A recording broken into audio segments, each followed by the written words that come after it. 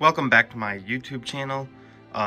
We're starting here on my Xenoblade collection because this video is about these two figures right here, being Pyra and Mythra.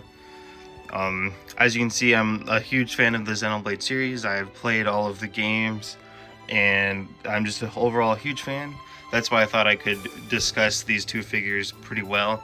So yeah, we're gonna get right into it, and I'll see you in a second with the two figures on my desk for the quick discussion. So here's both the figures. As you can see, they're like a combination figure, despite the fact that you buy them separately.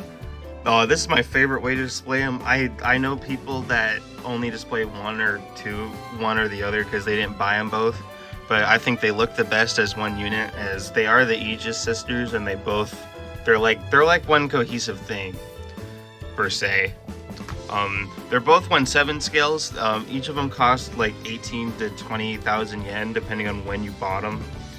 And for the price, for their size, and for their amount of detail, like you can see the detail of their outfits and the detail of their swords and their other various appendages, etc. It's incredibly high. And for a figure that's that cheap, which that's not cheap, but for how much it costs comparatively, you get a lot of stuff out of this figure, and that's why I would definitely recommend, especially if you're a fan of the series. They are very nice overall as figures. I'm going to go into each figure individually now, and then talk about the history of the figures and their various re-releases.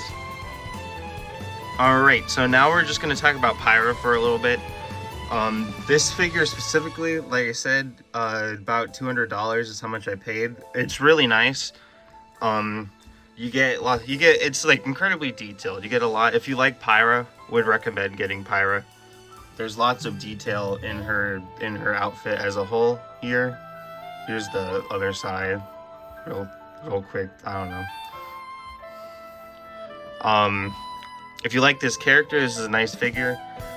Some of these parts are like you can take these things off, and she's on a wire. That's how, or a metal bar. I don't know what to call it. That's how she's standing up. Overall, really nice. Her sword is very well detailed. It doesn't look like they cheaped out on the sword, and it looks kind of like it would break easily. But I've bent those things like while dusting the figure, and they go right back into place, so you don't really have to worry about that. That is a complaint though overall, like dusting them. They have that's like, it's both a complaint and not a complaint, because dusting them is very annoying because of the fact that your duster, depending on what you're using, will get caught up in everything, and you might be like, one might be scared that you would break them, but they hold very firm. This is a very high quality figure, especially since it costs so much. So I would definitely recommend not to be scared of that. And yeah, so on to Mythra. So like I said before, very high quality figure. I'll show the other side. It's very nice. Her hair is nicely painted. As you can see, there's like a glow down with the paint. I don't know what that's called. Her sword's very cool. The light blade. Everything's very nice. This figure doesn't get the metal bar though.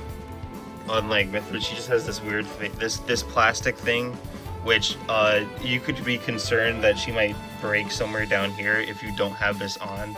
So we definitely use it, and it's clear, and so if you drop it, it can be easy to lose, which is another complaint you might have. But I wouldn't worry about that one specifically.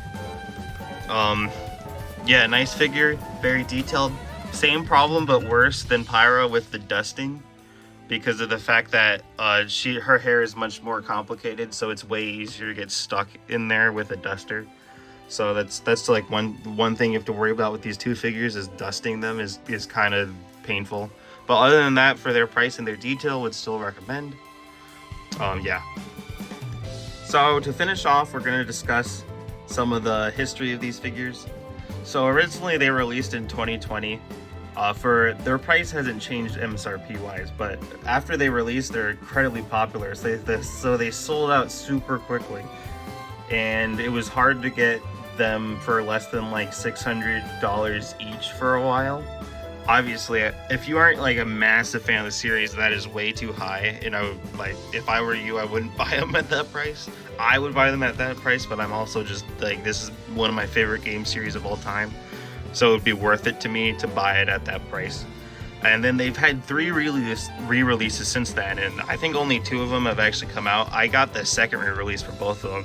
Actually, originally only got Mythra because Pyra sold out, and then Pyra went back in stock, so I bought her super quickly to have both for the second re-release. So that's when I got them, and they're super worth it if you can get it at MSRP. I think some sites have it for like 200, 250 right now. I don't, depending on where you live, shipping is going to be crazy expensive, so you might get them for like 300 or so. But yeah, really nice figures. I'm gonna end real quick in like a overview. So yeah, they're nice figures. Would definitely recommend that you buy them. To end, I wanted to plug myself real quick. So I live stream on twitch.tv/risefrog. Please hit the follow and come watch. If you ever want to discuss figures with me, I buy more than just these. I will make more figure content in the future. I have a few things that are being shipped that I'll make a review on, such as like the Melia figure that I ordered. I'll probably make a review on that one. So yeah, hit me up on Twitch if you want to discuss figures. Also follow me on Twitter. Links should be in the description for those. But yeah, if you love these figures, I hope you like the video. Yeah, have a good rest of your day.